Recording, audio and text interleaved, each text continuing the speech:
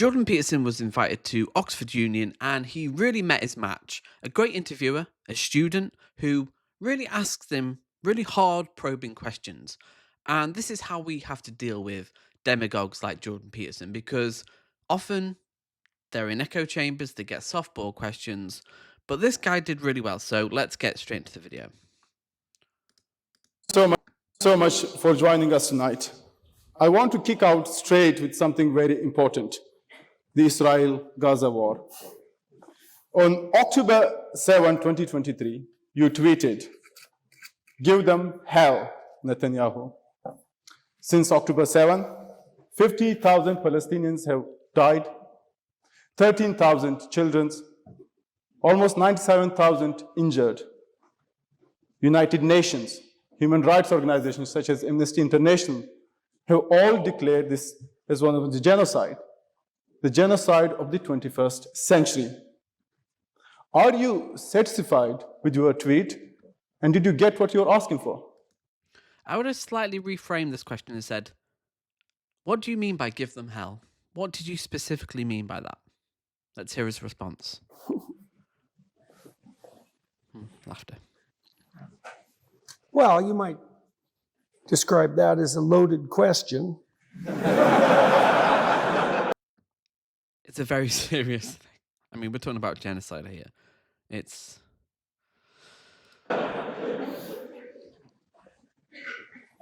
I would say that I'm not satisfied about anything that's happened on October 7th or in the aftermath. What did you mean by give them hell then? What does give them hell? I mean, hell is damnation, eternal damnation, fiery pits. That's what they've got. Are you kind of backtracking on that now? What does he mean by give them hell? I think we know what that means. Netanyahu and his cronies have done that. But now, you'd have to be a fool to be satisfied with it. So, of course I'm not satisfied. What was the appropriate response to October 7th? That's a good question. They always ask that. Not what they did. Like, you could argue that's a good question. What is a proportionate response? That's a good question. But they haven't done that. They haven't carried out a proportionate response by any measure. Like, the whole world is condemning them. This is such a question like, oh, what do you expect us to do? Well, not do what you did. Let's start off with that. And then we can go, right, what is a proportionate response? Bring out the feather bed? Oh, God. The kid gloves? Not precisely. What happened? Well, ask the question why it happened. Like, look at the situation, the history, the context, and go, why did this happen now? What's been happening in Gaza over the last few years? What have Israel been doing? The occupation, the history, the treatment of the Palestinian people. And then look at Hamas. Look at the situation. And then go, right, what is the solution to this? Is it genociding the Palestinians, or could we do something else? Happened on October 7th was a catastrophe. And it was obviously not something that could be ignored. And you might say, well, what's the right way forward? Well, there's a Canadian poet, Leonard Cohen, he said, there's no decent place to stand in a massacre. You can find yourself in a situation where there have been so many mistakes made by you and by everyone around you that all of your alternatives are horrible. And that's what happens when war breaks out. And so, no, you'd be a fool to be satisfied. This isn't a war. This isn't a war. With that. But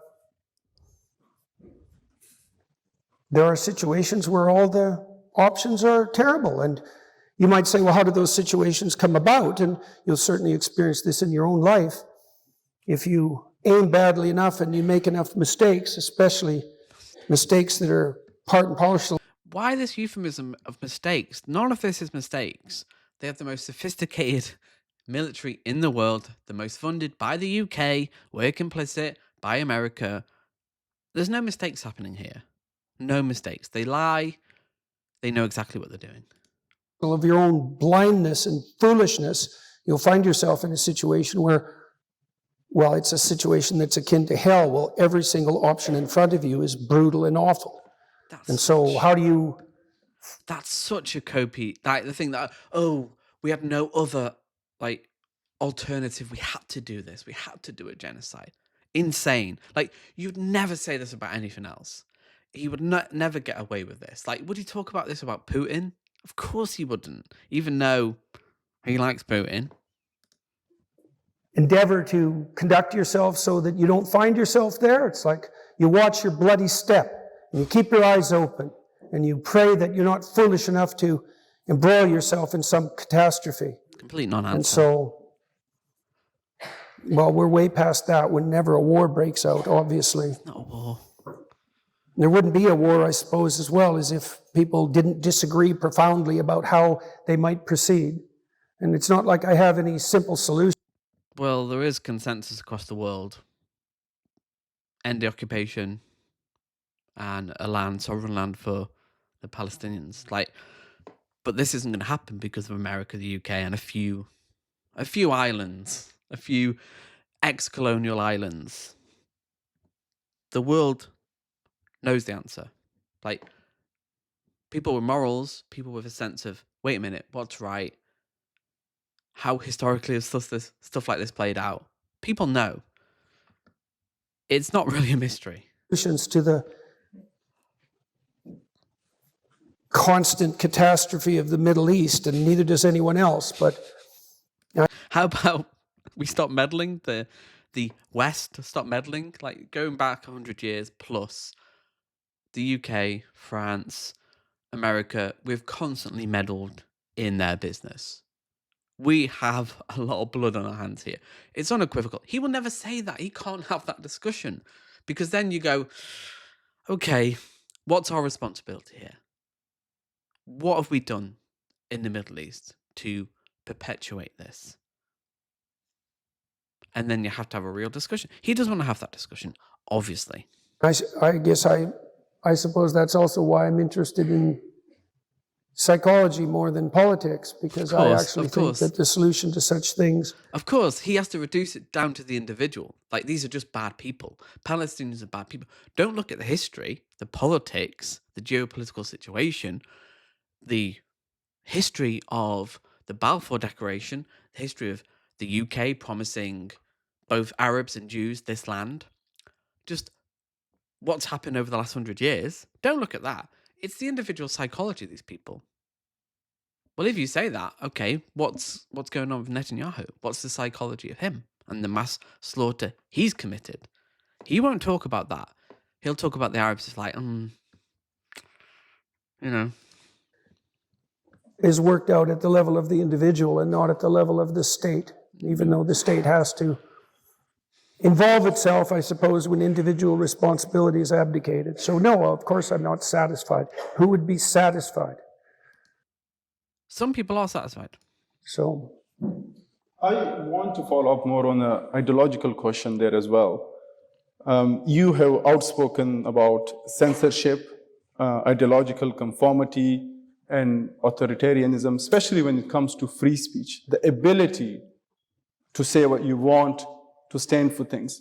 But one thing, especially within the Western ideals, we have seen a double standard when it comes to critiques and those vocal voices speaking for Palestinian rights.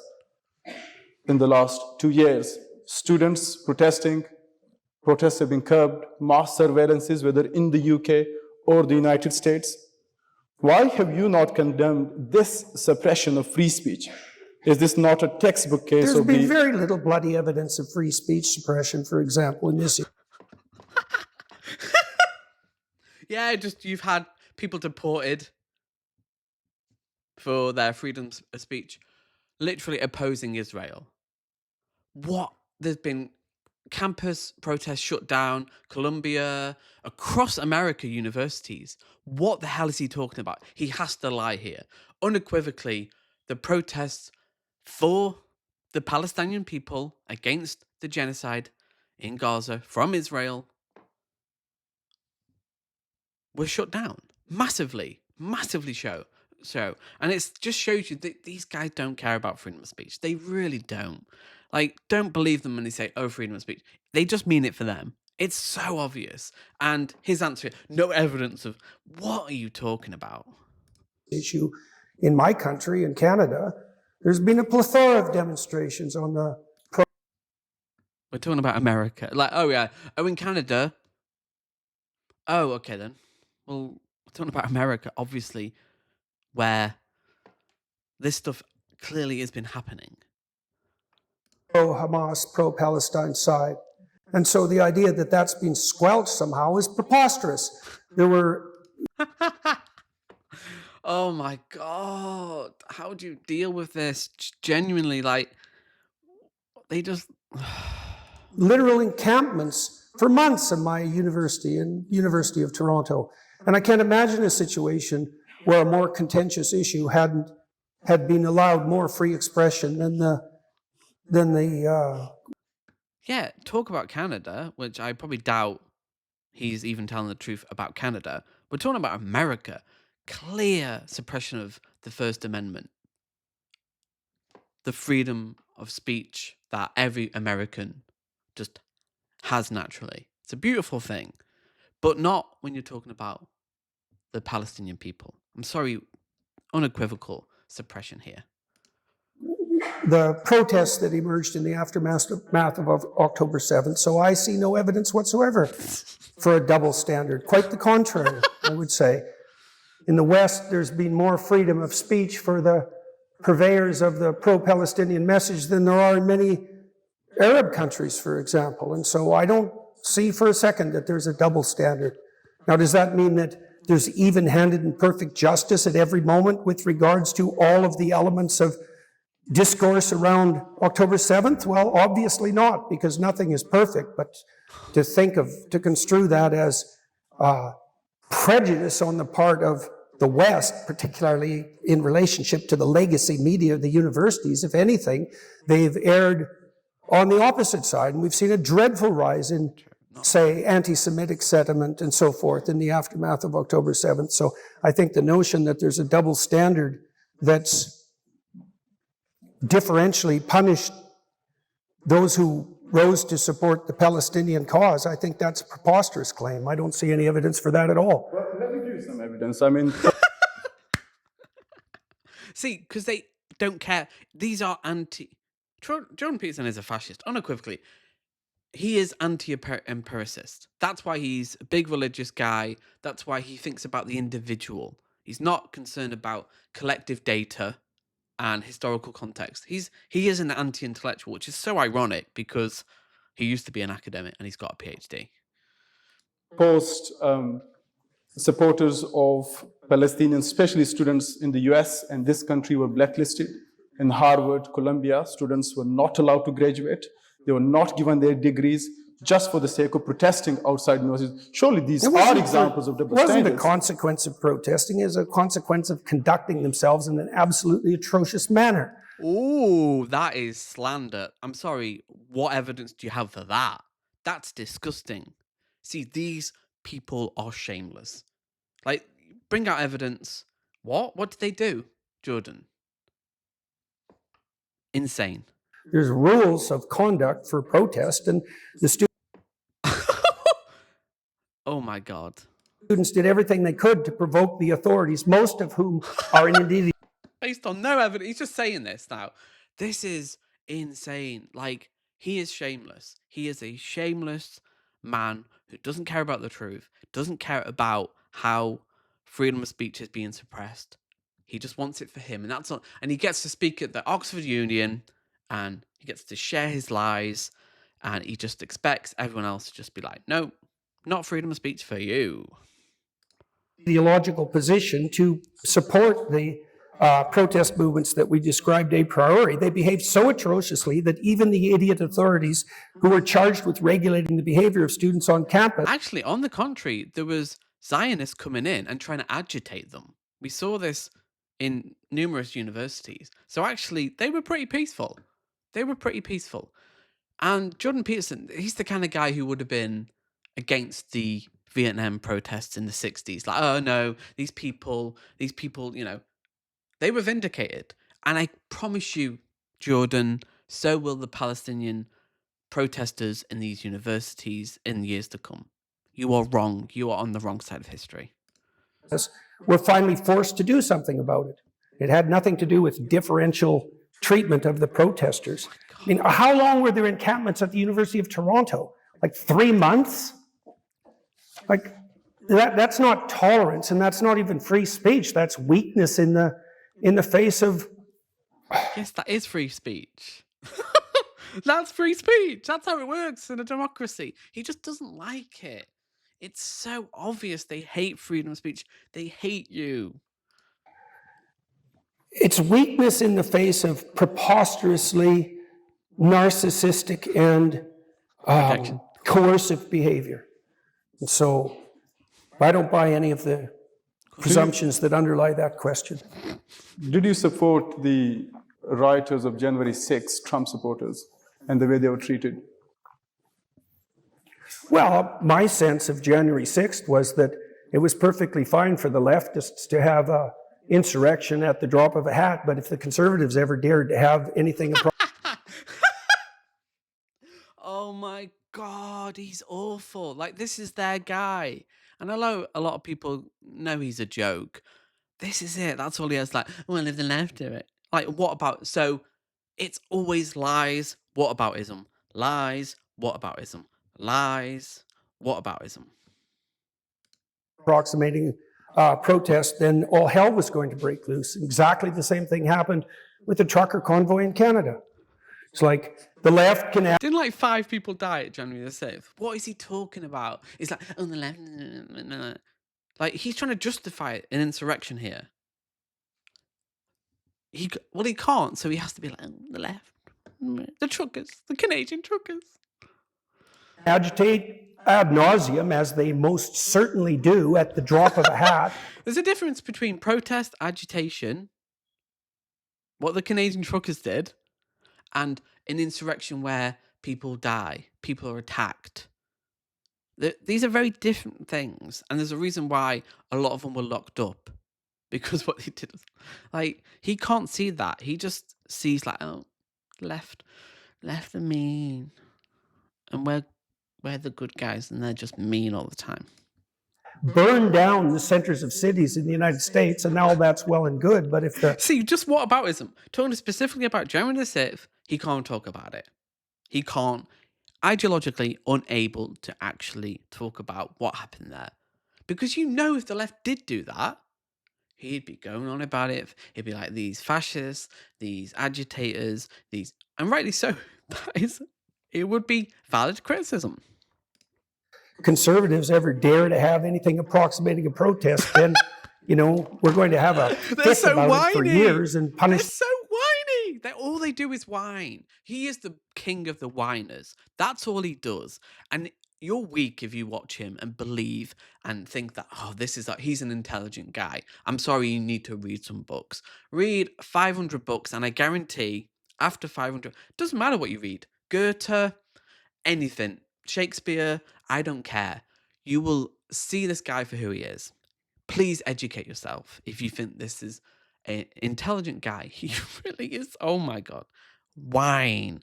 Them as severely as possible. And I actually think there's some logic to that, because it doesn't take any provocation to motivate leftist utopians to protest in the street, because that's core to their identity and everyone expects it. But you really have to torture conservatives to death before they'll do anything remotely resembling a protest. And if they do, it is time to get nervous, because when conservatives protest, they're actually pretty damn serious about it, because they've been pushed beyond the limits of their tolerance.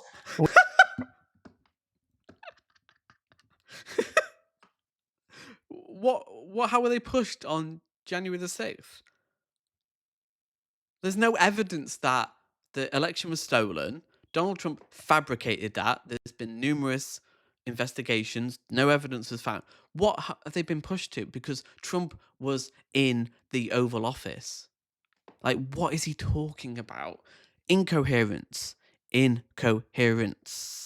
We certainly saw that with regards to the trucker convoy in Canada, which was clamped down on in a manner that was so appalling that it embarrasses me to be a citizen of my own country. Our bloody government took their bank accounts. I can't believe how despicable that was, and absolutely in keeping with what you'd expect from that pack of preposterous, utopian, naive, delusional minions that surrounded Trudeau.